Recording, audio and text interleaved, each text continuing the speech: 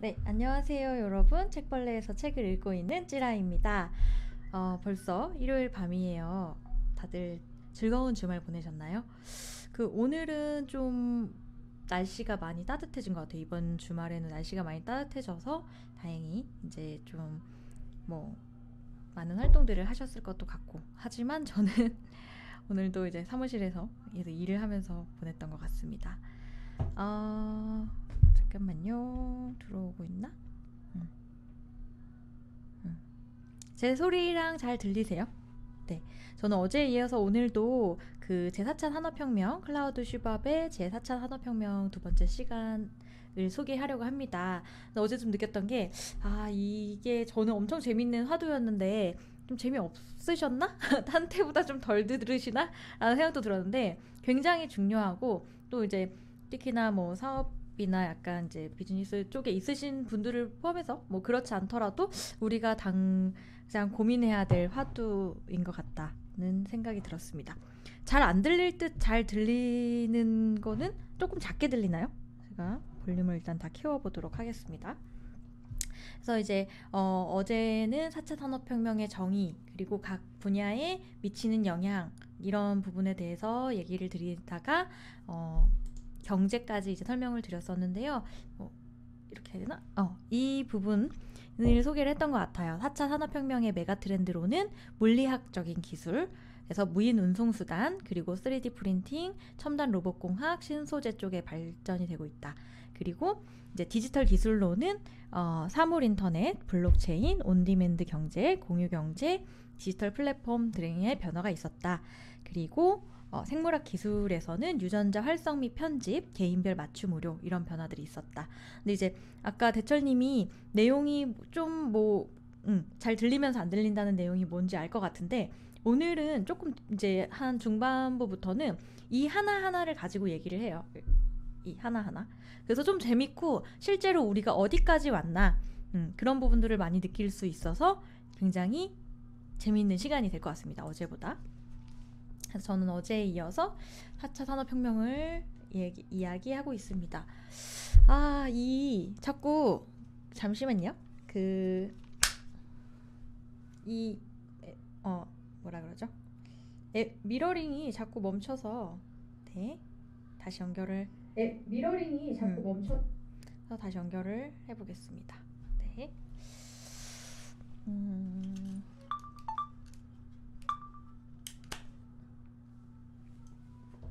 음, 음, 네, 이렇게 해보고 그래서 저는 이제 4차 산업혁명을 소개를 하고 있고요. 좀 줄여볼까요? 왜 안 되지? 됐다. 어,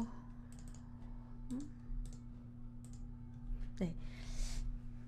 어제에 이어서 이제 오늘 소개할 부분은 이 두 번째 파트가 4차 산업혁명의 영향력을 각 분야에서 나눠서 살펴보는데 먼저 경제, 기업, 국가, 세계, 그리고 사회, 개인에게 각각에 미치는 영향의 부분이에요. 근데 이제 이 부분에 비해서도 뒤에 실질적인 이야기를 많이 하기 때문에 많이 소개하지는 않을 것 같아요. 아.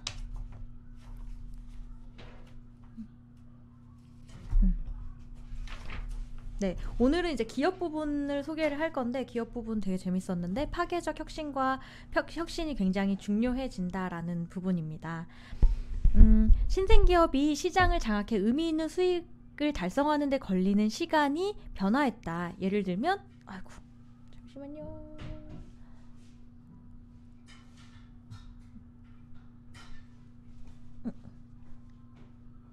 보이시나요? 비디오로 해서 나요? 비디오 녹화. 네, 이제 잘 보이네요. 그래서 이제 신생기업이라고 하면 스타트업 같은 데가 페이스북은 창립 6년 만에 연수익 10억 달러를 기록하는 등 굉장히 빠르게 발전을 하고 있다. 파괴적 혁신의 속도와 발전의 가속화 현상을 받아들이기도 예측하기도 어렵다는 사실을 절감한다.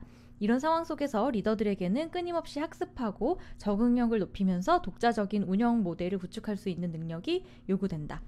따라서 제4차 산업으로 인해 기업의 리더들에게 당면한 가장 시급한 과제는 자신과 자신이 속한 조직을 보다 객관적으로 바라볼 수 있는 시각을 겸비하는 것이다. 조직과 리더십이 학습을 통해 변화한 사례가 있는가? 시제품을 만들고 투자를 위한 의사결정을 신속하게 진행한 사례가 있는가? 기업의 문화가 혁신과 실패를 수용하는가? 이런 부분들이 기업에서 굉장히 중요하다고 얘기하고 있습니다. 파괴적 혁신이 되겠고요. 그리고 이제 고객의 기대도 변화가 되고 있다. 인구 통계학을 바탕으로 예전에는 10대 도시녀 이런 식으로 고객에게 접근했던 전통 방식에서 이제는 데이터 공유 및 소통을 하려는 의사의 기초에서 타겟 잠재 고객을 파악할 수 있는 디지털 기준을 활용하는 방식으로 옮겨가고 있다. 이거는 제가 진짜 정말 최근에 굉장히 많이 느끼는 건데, 우리한테 쌓였던 고객의 로그를 바탕으로 어차피 구글이나 페이스북이 다시 그 타겟을 추정해 주니까 그러한 데이터 기반의 타겟팅 방식으로 정말 옮아가고 있는 것 같아요. 그래서 디지털화 추세는 현재 더 높은 투명성을 확보하는 방향으로 진행되고 있다. 더 높은 투명성의 의미는 공급망에 더 많은 데이터가 제공되고 소비자 역시 많은 양의 데이터를 쉽게 확보할 수 있게 되어 제품 성능에 대한 피어 그룹과 더 많은 비교가 가능해지면서 결국 권력이 소비자에게로 이동한다는 뜻이다. 네, 예를 들면 가격 비교 사이트를 통해 소비자는 가격과 서비스의 품질 및 제품의 성능에 대해 비교하기 쉬워졌다. 마우스 클릭이나 손가락을 한 번 움직이는 것만으로 소비자는 즉각적으로 하나의 브랜드에서 다른 브랜드로 이동할 수 있게 되었다. 브랜드 가치는 성취하기 어렵지만 잃기는 쉽다. 더 투명해진 세상에서는 이런 현상이 보다 심화될 것이다. 이것들이 이제 기업이 대응해야 되는 가장 큰 변화다라고 얘기를 하고 있어요. 그리고 이제 빅데이터를 통한 품질 향상의 예를 들기도 했고, 또 기업에서 협력이 굉장히 중요해진다. 이런 부분들을 얘기하기도 했고요. 죄송합니다. 그리고 이제 새로운 기업 운영 모델이 등장한다. 디지털화에 따른 네트워크 효과로 가능해진 운영 모델이 바로 플랫폼이다. 우리는 이미 제3차 산업혁명에서 디지털 플랫폼의 등장을 목격했다. 2013년 시가총액 기준 상위 30개 브랜드 가운데 14개의 브랜드가 플랫폼 중심 기업이었다. 플랫폼 전략은 많은 산업의 중심을 제품 판매에서 서비스 제공으로 이동시키고 있다. 물건을 구매하고 실물 제품을 소유하고자 했던 소비자의 수는 점점 줄고 디지털 플랫폼을 통해 서비스를 제공받고 돈을 지불하는 소비자의 수는 점점 증가하는 추세다. 이제 소비자는 아마존의 킨들 스토어에서 디지털화한 수십억 권의 책을 언제든 읽을 수 있고, 스포티파이를 통해 세상 거의 모든 노래를 들을 수 있고, 실제로 차를 구매하지 않아도 이동 서비스를 제공하는 카쉐어링에 합류할 수 있다. 이런 것들이 다 플랫폼이고 플랫폼을 가진 기업들이 살아남는다는 얘기를 하고 있죠. 이것도 4차 산업의 기업이 가지는 주요한 변화입니다.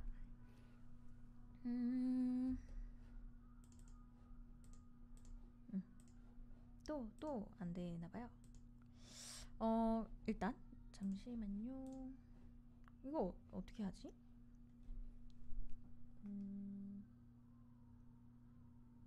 뭔가 잠시만요. 미러링이 또 끊겼습니다.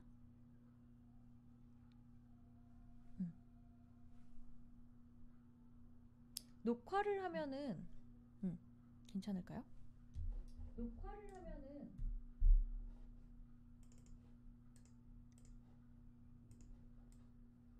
네, 다시 갑니다. 녹화를 눌러놓고 해볼게요. 거의 모든 산업에서 분야에서 디지털 기술은 상품과 서비스의 융합이라는 새로운 파괴적 혁신을 실현했고, 이 과정에서 서로 다른 산업이 분야 간에 존재했던 경계 역시 허물었다.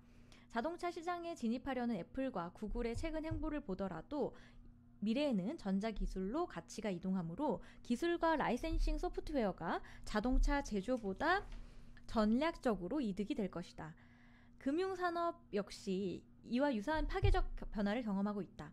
P2P 플랫폼이 금융산업의 진입 장벽을 허물고 계속해서 비용을 낮추고 있다.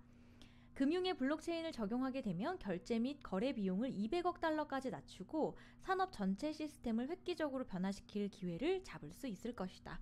네, 이런 식으로 금융 쪽과 자동차 쪽에서 나타나는 변화, 플랫폼을 활용한 변화들을 얘기를 하고 있습니다. 네, 그러면 그 다음에는 기업에는 이러한 변화가 발생했는데 정부, 국가와 세계에는 어떤 변화가 발생했는지를 살짝 살펴볼게요. 마이크 소리가 갑자기 줄었다고 하셨는데 음, 음.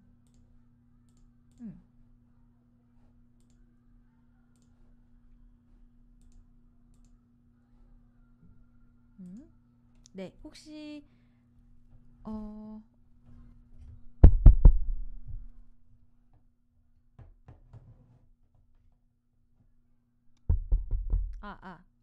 안 나오시죠? 잘 나오나요? 네, 준현님은 잘 나온다고 네, 하시는데 혹시 계속 안 나오면 얘기를 해주세요. 정부는 더욱 강력하고 혁신적인 웹 기술의 활용을 통해 안 나오는 것 같아 마이크가 잠시만요. 이 맨날 이렇게 사고가 나서 어떡하죠? 죄송합니다.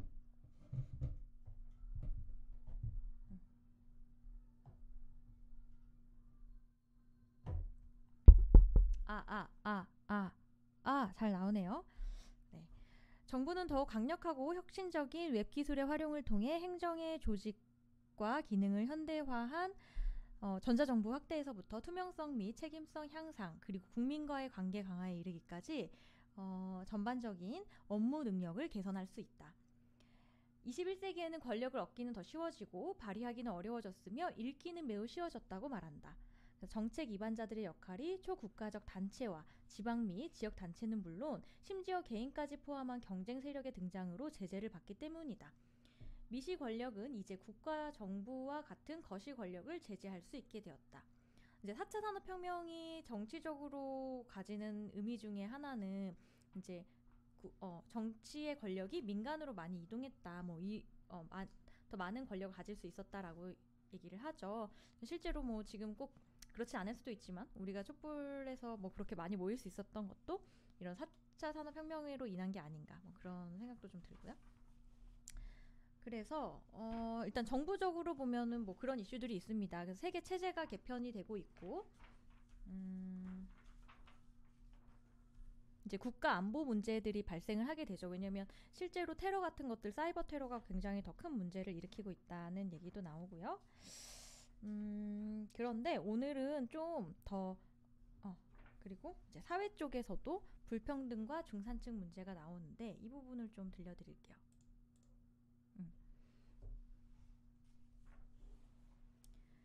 제4차 산업혁명이 불평등을 심화시키는 데 일조한 다양한 구조적 변화를 강조했다. 로봇과 알고리즘이 점차 노동을 자본으로 대체하고 투자는 자본 집약성이 완화될 것이다. 노동시장은 전문적 기술이라는 제한된 범위로 더욱 편중될 것이고 전 세계적으로 연결된 디지털 플랫폼과 시장은 소수의 스타들에게 지나치게 큰 보상을 주게 될 것이다. 이런 트렌드가 지속된다면 저숙련 노동력이나 평범한 자본을 가진 사람들이 아닌 새로운 아이디어와 비즈니스 모델, 상품과 서비스를 제공하는 등 혁신이 주도하는 생태계에 완벽히 적응할 수 있는 능력을 갖춘 사람들이 승자가 될 것이다. 네, 이런 불균형 문제가 사회적으로 대두된다는 겁니다. 이렇게 사회가 불평등하고 양극화가 심하게 되면 더욱 폭력적인 성향을 띠고 수감자의 수가 더욱 많으며 정신질환과 비만 수준 역시 훨씬 높고 기대의 수명과 신뢰도가 낮다는 데이터가 있다고 합니다. 그래서 불평등한 수준이 높아질수록 사회적 불안이 높아진다는 공포가 이미 널리 퍼져 있고요. 실제로 미국과 영국의 학비는 교육이 사치로 간주될 만큼 높아졌다. 중산층에게 있어 기회를 제한하는 승자 독식 체제의 시장 경제는 사회 문제를 복잡하게 만드는 민주주의에 대한 불만과 포기를 조장할 수도 있다. 네, 이런 문제가 예상이 됩니다. 그리고 이제 그 사회적으로는 권력을 얻은 혹은 잃은 시민이 될 수 있다. 빅브라더 같은. 네.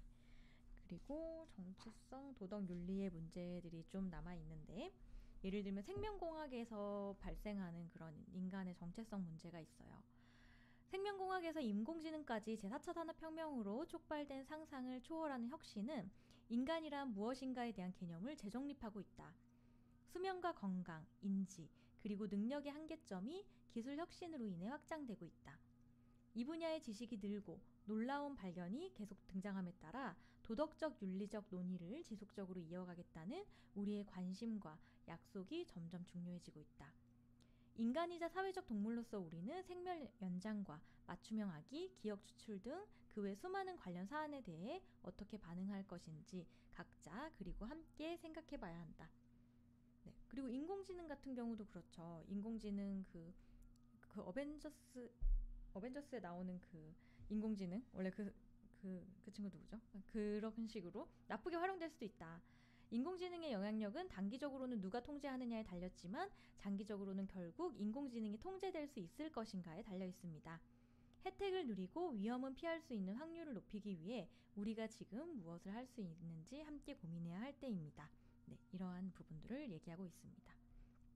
근데 제가 오늘은 뭐 이런 사회적인 또 개인적인 정부 차원의 문제도 있지만 실제로 좀 이 뒷부분부터는 제4차 산업혁명의 방법론이라고 해서 실제로 벌어지고 있는 일들에 대해서 나오는데 이 부분이 제일 재밌을 것 같아서 이제 이 부분에 좀 중점을 두고 나머지 시간을 소개해 보도록 하겠습니다. 네, 어제 제가 21가지 티핑 포인트 중에서 재미있는 것들을 소개해 드렸는데 앞으로 10년, 그러니까 2015년에 발표했을 때 2025년까지 발생할 수 있는 일들에 대해서 설명을 한 건데 이 부분이 굉장히 재미있어요. 그래서 먼저 첫 번째는 체내 삽입형 기기입니다. 티핑 포인트는 상업화된 최초의 삽입형 모바일 폰이 등장한다. 심박 조율기와 달팽이를 관 삽입은 단지 시작에 불과하다. 다양한 의료기기들이 대거 시장에 진입하고 있다. 체내 삽입형 기기는 질병의 인자를 감지해 개개인이 조치를 취할 수 있도록 해주고 모니터링 센서로 데이터를 전송하거나 자동으로 치료약을 인체에 투여하도록 한다. 전자문신, 스마트 타투와 기타 새로운 유형의 칩은 신원 확인과 이치 확인에 도움이 될 수 있다. 그래서 이런 식으로 체내에 스마트폰이나 이런 것들이 삽입됐을 경우에 긍정적인 효과는 실종 아동이 감소한다. 건강에 관한 더 많은 긍정적인 결과 나타난다. 뭐 이런 효과들이 있을 수 있고요. 하지만 인간이 그냥 걸어다니는 어떤 정보가 되다 보니까 사생활 침해와 감시의 가능성이 있다. 그럼 현재 어디까지 왔냐? 전자문신은 멋져 보일 뿐만 아니라 자동차 문 열기, 손짓으로 모바일 폰 비밀번호 입력하기, 신체 기능 추적하기 등 유용한 업무도 수행할 수 있다. 그래서 전자문신까지 이미 왔다. 그리고 스마트 더스트라고 모래 한 알보다 작은 컴퓨터죠. 그게 인체의 신체 내에서 뭉쳐져 복잡한 내부 과정을 처리하는데 필요한 만큼의 네트워크 상태로 스스로를 구조화한다. 이 더스트 뭉치가 초기 암세포를 제압하고 상처의 통증을 완화시키며 중요한 개인정보를 암호화하여 해킹하기 어렵게 저장해준다고 상상해보자. 의사는 환자의 몸을 개복하지 않고도 수술할 수 있고 개인의 나노 네트워크로 암호를 풀지 않는 이상 정보는 우리의 몸 안에 암호화되어 깊숙이 저장된다. 네, 그리고 최근에 제약회사들이 공동으로 개발한 스마트 필에는 생분해성의 디지털 기기가 부착되어 있어 신체가 약에 어떻게 반응하는지 확인할 수 있는 데이터를 모바일 폰으로 전송해준다. 벌써 이제 이 단계까지 왔다는 거죠. 네, 이제 그 다음의 화두는 하나하나 이런 식으로 좀 예시를 보니까 재밌죠. 물론 우리가 뉴스에서 봤던 부분들이기도 하지만 그걸 키워드별로 정리를 해주고 있습니다. 두 번째는 디지털 정체성인데요. 여기서 나타나는 그 사례는 그러니까 인구의 80%가 인터넷상 디지털 정체성을 갖게 된다. 디지털 정체성이라 하면 수많은 온라인 플랫폼과 미디어를 따라 계속해서 또 다른 디지털 정체성을 만들어내고 있다. 발음이 굉장히 어렵네요. 디지털 정체성. 수많은 이들이 페이스북 페이지, 트위터 계정, 링크드인 프로필, 텀블러 블로그, 인스타그램 계정 등 하나 이상의 디지털 정체성을 보유하고 있는 것이다. 우리도 실제로 이 정도 다 갖고 계시죠? 그러다 보면 이제 긍정적인 효과도 있지만 부정적인 효과는 사생활 침해와 감시의 가능성이 있다. 근데 이게 얼마나 그리고 디지털 유산과 발자취가 남는다. 이게 긍정적인지 부정적인지는 모르겠다. 그리고 광고는 더욱더 고객 맞춤형으로 변한다. 그리고 영구적인 정체성이 생긴다. 따라서 더 이상의 익명은 없다. 이런 부분들이 나타납니다. 그런데 이 규모가 얼마나냐면 페이스북이 14억의 계정을 갖고 있는 거예요. 중국이 13억 6천만 명이니까 중국보다 실제로 하나의 큰 나라가 되는 거고, 트위터 같은 경우는 600억, 그리고 뭐 인스타그램 같은 경우는 1.5억 정도로, 뭐 이게 세 개만 합쳐도 거의 뭐 어떤 기존의 나라보다 큰 경계를 가지고 있는 그런 숫자가 되겠다. 이런 것들이 중요한 변화다라는 거죠. 네, 그 다음번에는 구글 글래스와 좀 관련이 있어요. 새로운 인터페이스로서의 시각이 그럼 어떻게 새로운 인터페이스가 되겠냐. 독서용 안경의 10%가 인터넷에 연결된다. 구글 글래스를 얘기하겠죠. 구글 글래스를 통해 인간의 시각이 인터넷 어플리케이션과 데이터에 바로 접근할 수 있게 됨에 따라 색다르고 실감나는 현실을 마주하며 인간의 경험은 향상되고 영향을 받으며 확장될 것이다. 또 새로 등장한 안구 추적 기술 덕분에 기기는 비주얼 인터페이스를 통해 정보를 전달할 수 있고, 이에 따라 우리의 눈은 정보를 주고받고 그에 반응하는 원천이 될 수 있다. 그러니까 뭐 손으로 터치할 필요도 없이 안구, 그러니까 이렇게 쳐다보면 이쪽에 뭔가 정보가 생기고 그런 거겠죠? 그러면서 긍정적인 효과는 개인이 실시간 정보를 활용해 내비게이션과 업무 및 개인 활동에 관한 현명한 결정을 하도록 한다. 그리고 제조업, 헬스케어, 외과 수술과 서비스 제공에 시각적인 도움을 받아 업무 수행 능력과 상품 및 서비스 생산 능력이 향상된다라고 말을 하고 있습니다. 그런데 부정적인 거는 주의 산만으로 사고가 발생한다. 안경 쓰고 다니다 보면은 지금 스마트폰보다 더 위험할 수 있다는 거고요. 그래서 그러면 현재 어디까지 왔냐? 스마트 글래스는 이미 시장에 출시되어 있고 아래와 같은 기술이 가능하다. 예를 들면 뇌가 작동하는 방식과 같이 시각을 통해 무언가를 인지하면 그에 대해 필요한 확장 정보를 실시간으로 제공한다. 예를 들면 음식점을 지나칠 때 음식점의 메뉴가 즉각적으로 글래스 화면에 노출된다. 또는 모든 종이에 사진과 비디오를 띄울 수 있다. 이제 이런 걸 생각하면 뭐 스마트폰도 곧 없어지지 않을까. 내가 나라는 사람만 인식되면 벽에 그냥 이렇게 뜰 거잖아요. 그러면 굳이 그럴 수도 있을 것 같아요. 이준목님이 4차 산업혁명이라고 하는 것들도 다 정보혁명의 일관 같은데 3차 산업혁명과 뭐가 다른 거죠? 라고 하셨어요. 너무 어렵네요. 이거 설명하기. 제가 어제도 말씀드렸지만 책에서도 정의를 좀 내려주지 않는다. 다만 4차 산업혁명이 가지고 있는 특성들 그리고 지금 나타나는 변화들을 짚어주기는 하거든요. 근데 그거를 하나로 어떻게 딱 묶어서 시간이 지나 보면 뭐 정의를 할 수도 있겠지만 그렇게 보여주진, 그러니까 그냥 여러 가지 현상들을 좀 보여주고 있는 게 아닌가라는 생각이 들었습니다. 근데 확실히 좀 변화가 있는 것 같지 않나요? 데이터나 뭐 노동 자동화나 뭐 그런 측면, 플랫폼 비즈니스가 뭐 한다든지. 그리고 이제 웨어러블 인터넷을 얘기하는데요. 인구의 10%가 인터넷에 연결된 의류를 입는다. 가장 크게는 애플워치 같은 스마트워치가 있겠죠. 2015년에 출시된 애플워치는 인터넷에 연결되어 스마트폰과 다르지 않은 기능적 성능을 갖추었다. 점차적으로 의류와 장신구에도 칩이 내장되어 해당 물품과 그 물건을 착용한 사람은 인터넷에 연결될 수도 있다. 근데 이제 긍정적인 효과는 그렇게 공감이 마냥 그러니까 뭐 새로울 건 없었던 것 같고, 부정적인 효과는 사생활 침해와 감시 가능성이 있다. 현재 어느 정도까지 왔냐? 가트너에 따르면 2015년에 약 7천만 개의 스마트워치와 밴드가 팔릴 것이고 5년 안에 5억 1,400만 개가 팔릴 것이라 예측했다고 했는데, 저는 그렇게 주변에 스마트워치가 아직 많지는 않더라고요. 근데 저는 요즘 좀 사볼까 뭐 그런 생각이 들고, 랄프 로렌에서는 옷을 착용한 사람이 흘리는 땀의 양과 심박수, 호흡 등을 측정해 실시간 운동 데이터를 제공해주는 스포츠 셔츠를 개발했다고 합니다. 그 진식님, 제이스님이 MS가 10년 전에 그런 개념으로 소개를 이어서 특정인에게만 화면과 이어지는 소리가 들리는 지향성 스피커를 했다고 하시는데, 사실 뭐 정말 이렇게 뭐랄까 산발적으로 그런 제품들은 계속 나오는 것 같아요. 저는 예전에 스마트 거울, 누구가 다가서느냐에 따라서 보여주는 정보가 다른 스마트 거울 이런 제품도 봤던 것 같고, 그리고 뭐 유비쿼터스 컴퓨팅에 대해서도 얘기를 하고요. 이제 그리고 주머니 속 슈퍼컴퓨터, 뭐 지금으로 말하면 스마트폰, 인구의 90%가 스마트폰을 사용한다. 그래서 요 그래프가 잘 안 보이실 수도 있는데 실제로 뭐 좀 PC가 충분히 성장하지 않았던 국가들에서는 스마트폰이 더 앞지르고 있죠. 지금 보면 싱가포르, 사우디아라비아, 뭐 홍콩, 중국, 타이완, 멕시코, 터키 지금 여기 보이는 나라들은 PC보다 스마트폰을 많이 사용한다. 그리고 스마트폰을 사용하는 성인 인구가 90% 이상 되는 나라들에는 뭐 스웨덴, 노르웨이, 이스라엘, 아랍에미리트, 한국도 있어요. 그러니까 이미 90% 이상의 인구는 스마트폰을 사용하고 있다.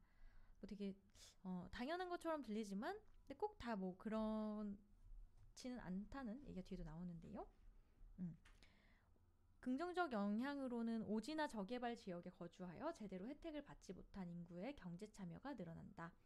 그리고 학업, 헬스케어, 정부 서비스에 대한 접근성이 늘어난다. 그리고 민주화와 정치적 변화가 늘어난다.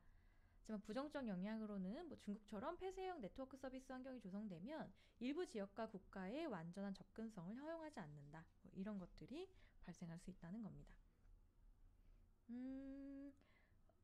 용휘님, 책에 번역본이 2가지 있는 건가요? 라고 하셨는데 제가 지금 링크가를 들어갈 수가 없어서 저는 모르겠는데 확인은 한번 해드릴게요. 그렇진 않을 것 같은데. 그리고 중국, 인도, 아프리카 등은 유선망 가설 비용보다 무선망 설치가 더 싸다는 측면도 있다고 말씀하셨는데 그럴 수 있을 것 같아요. 모바일 쪽 인프라가 먼저 더 발달해버리는 나라도 많은 것 같고. 저는 3차는 인간의 노동을 보조하여 생산력의 증대와 편리성을 획기적으로 향상시켰다면 4차에서는 인간 노동의 주 업무를 대체할 수 있는 시스템이 확장되는 점을 차이점이라고 생각되네요. 라고 명우님이 차이를 얘기해 주셨는데 굉장히 공감이 가는 정리인 것 같습니다. 네, 그리고 누구나 사용할 수 있는 저장소 그다음에 이제 사실 좀 이미 많은 얘기지만 사물 인터넷인데요. 이제 1조 개의 센서가 인터넷에 연결된다. 그럼 사물 인터넷이 나오면 뭐가 좋으냐? 자원 활용의 효율성이 증가한다. 생산성이 증가하고 삶의 질이 향상된다. 이런 긍정적인 효과가 있습니다. 그리고 이제 부정적 효과는 계속해서 나오는 사생활 침해, 그리고 비숙련 노동력의 일자리가 감소한다. 그런 부분이 있고요. 소리가 왜 어떤 분은 잘 들리고 어떤 분은 안 들릴 수도 있는 것 같은데 이렇게 가까이 가면 좀 잘 나오나요? 조금 이상한 것 같아요. 네. 파란불이 들어오면 잘 나오는 것 같습니다. 그래서 현재는 폭스바겐 자동차에 그 골프 있잖아요. 거기에 신모델은 54개의 컴퓨터 처리 장치가 내장되어 있고 자동차 한 대에 700개나 되는 데이터 포인트가 있으며 자동차당 6GB를 만들어낸다. 너무 가까이 가니까 좀 부담스럽지 않으세요? 얘를 당겨야지. 그리고 세계적인 전기 전력 부품 제조업체인 이턴 코퍼레이션은 호스의 수명을 감지하는 센서를 특정 고압 호스에 내장해 위험한 사고의 발생 가능성을 낮추고 호스가 주요 부품인 장비의 고장에 따른 작동 불능 상태를 다운타임으로 초래되는 높은 비용의 발생을 줄이고자 하였다. 그리고 이제 BMW는 작년에 이미 전 세계 자동차의 8% 또는 8,400만 대가 어떤 식으로든 인터넷과 연결되고 있다고 발표했다. 그리고 재밌는데요. 보험회사인 에트나는 카펫에 센서를 달아서 뇌졸중 환자를 도울 방법에 대해 고민하고 있다. 센서가 걸음걸이의 변화를 감지해 물리치료사가 집에 방문할 수 있도록 하는 방식이다 라고 말을 합니다. 그러니까 이미 IoT 같은 경우는 굉장히 높은 수준으로 진행이 되고 있다. 그리고 이제 커넥티드 홈도 뭐 같은 개념, 비슷한 개념인 것 같아요. 그리고 그게 더 나아가면 스마트 도시에까지 얘기가 될 것 같고요.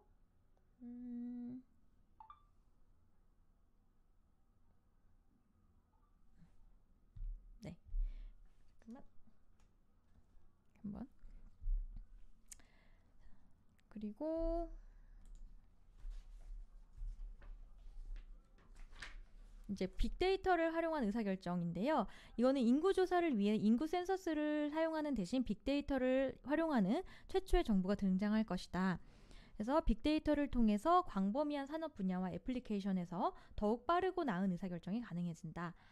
자동화를 통해 시민의 번거로움이 줄어들고 기업과 정부는 고객과의 상호작용에서 자동화된 세금 신고 및 납부까지 모든 것에 관해 실시간 서비스를 지원할 수 있게 된다.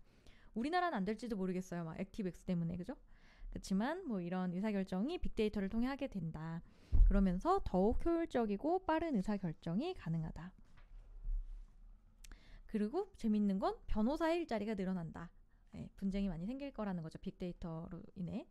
그렇지만 부정적인 거는 책임 소재가 불분명하고 신뢰성에 문제가 생긴다.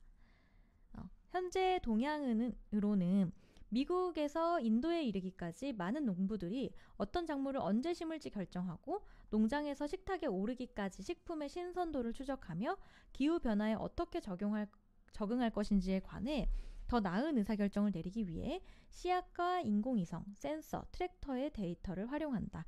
그러니까 이미 빅데이터의 활용 수준도 그냥 이미 상용화된 현상이라고 보고 있습니다. 그리고 많이 아시는 자율주행 자동차 2025년까지는 10%가 자율주행을 할 것이다 라는 건데요. 2015년 10월에 테슬라는 지난 몇 년간 미국에서 팔린 자동차의 소프트웨어를 업데이트해서 반자동화 시켰다. 그리고 2015년 여름 2명의 해커가 자동차의 모든 엔터테인먼트 시스템에 접근해 주행 중인 자율주행 자동차의 대시보드 기능과 핸들, 브레이크 등을 해킹할 수 있음을 보여줬다. 이거는 이제 해킹 가능성을 되게 보여줬던 예시인데 이 2명의 해커 중에 한 명이 올해 그 테크크런치에서 그 자동차에다가 달기만 하면 되면 지금 현재 자동차에 달기만 하면 자율주행을 해주는 그런 걸 막 개발해서 갖고 나오기도 했죠. 그리고 네버다주는 2012년에 미국에서 처음으로 자율주행 자동차의 운행을 허용하는 법률을 통과시켰다고 합니다. 그래서 이런 현상들이 지금 눈앞에 와 있다. 그동안 토론방에서 벌어졌는데 주목님은 젊은데 새로 생겨나는 것들보다 점점 사라져가는 것들에 이끌린다. 새로운 문물도 알아야 되는데 라고 하셨어요. 그죠? 그래서 이런 책을 읽으면서 기존의 가치관과 잘 고민을 해볼 필요가 있는 것 같고 오금택님은 빅데이터는 산업 전반적으로 활용이 높을 듯하다. 그냥 사실 활용이 높은 수준이 아니라 그냥 기본적인 디폴트가 되지 않을까 그런 생각이 듭니다. 그래서 뭐 이제 인공지능과 의사결정 그리고 뭐 로봇공학과 서비스 그리고 비트코인과 블록체인 넘어가야겠죠. 공유경제 사실 볼 게 많죠. 우버나 뭐 집카나 그 다음에 에어비앤비 그런 것들이 있는데 이게 제일 잘 대변해주는 얘기인 것 같아요. 공유경제에서 소유에 대한 개념은 특별하다. 가장 큰 소매기업이지만 단 하나의 매장도 소유하지 않은 기업은 아마존. 그리고 가장 큰 숙박시설 제공업체이지만 단 한 채의 호텔도 소유하지 않은 기업은 에어비앤비. 그리고 가장 큰 운송업체이지만 단 한 대의 차량도 소유하지 않은 기업은 우버. 이런 식으로 공유경제의 앞으로 자원의 개념이 달라질 것이다 라는 얘기도 하고 있습니다. 그래서 쭉 현상들을 소개를 하고 있기 때문에 아까 낮에 제가 너무 잘 그러니까 잘 얘기를 많이 해줘가지고 그 책을 안 사입게 된다라고 하셨는데 네, 이 책에는 사실 제가 소개해드리는 게 좀 너무 빙산의 일각이라는 생각이 들고 재미있는 화두가 많기 때문에 좀 관심을 가지신다면 책을 읽어보시는 것도 굉장히 좋을 것 같습니다. 그러면서 마지막 제언으로 결국은 이제 다 같이 고민하고 이런 것들을 계속 화두를 만들어야 되지 않겠냐라고 얘기합니다. 4차 산업혁명이 주는 기회가 강렬할 만큼 그것이 불러올 문제점 역시 벅차고 무겁다. 영향력과 효과에 적절히 대비하여 도전을 기회로 바꿀 수 있도록 노력해야 한다. 세상은 더욱 빠르게 변화하고 초연결 사회가 되어 더욱 복잡해지고 분열되겠지만 그럼에도 우리는 모두에게 이득이 되는 방향으로 우리의 미래를 설계해 나가야 할 것이다. 가장 중요한 첫 발걸음으로 우리는 사회 모든 분야에 걸쳐 인식과 이해를 높여야만 한다. 이것이야말로 이 책의 가장 큰 목표다. 의사결정을 할 때 칸막이식 사고방식을 벗어나서 우리가 직면한 문제점들이 상호 연계되어 있다는 점을 감안하면 더욱 그렇다. 네. 그리고 둘째로 공동의 이해를 기반으로 나아가기 위해서는 현재는 물론 후손까지 생각하여 긍정적이고 포괄적인 공동의 담론을 발전시켜야 한다. 예를 들어 미래의 시스템이 반드시 구현해야 하는 가치와 윤리적 원칙을 명확히 해야 한다. 네, 이런 부분이 굉장히 우리가 생각해 볼 거리인 것 같아요. 그리고 세 번째는 향상된 경제적, 사회적, 정치적 시스템을 개편해야 한다. 그러니까 기술이 발전하기 때문에 기존의 방식으로 시스템을 돌릴 수 없다. 그런 방향에 맞춰서 새로운 시스템이 필요하다라는 점을 말을 하고 있습니다. 누가요? 클라우드 슈밥이 그렇게 말을 하고 있습니다. 그래서 저는 이제 클라우드 슈밥의 제4차 산업혁명을 이번 주말에 읽어보고 소개해봤습니다. 저는 굉장히 재밌게 읽었는데 여러분 어떠신지요? 네, 준목님 이게 밖에 소리 엄청 많이 들리죠? 지금 저 친구들이 우리가 이렇게 4차 산업혁명에 대해서 논의해야 되는데 굉장히 해맑게 즐거운 시간을 보내고 계시네요. 네, 그래서 여러분들은 어떠셨는지 궁금하고요. 저는 굉장히 재미있게 읽었습니다. 성우님 4차 산업혁명의 도래로 우리는 전반적으로 변화의 기점에 있다. 네, 그것을 인지하고 같이 고민해보는 게 중요한 것 같습니다. 네, 저는 또 다음 주에 더 재미있고 유익한 책을 가지고 돌아오도록 하겠습니다. 여러분, 일요일 밤에 함께 해주셔서 감사합니다. 안녕히 주무세요.